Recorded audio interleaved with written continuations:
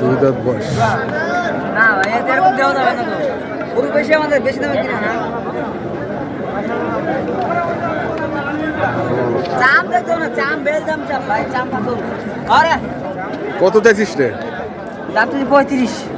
135। কত বলতেছে?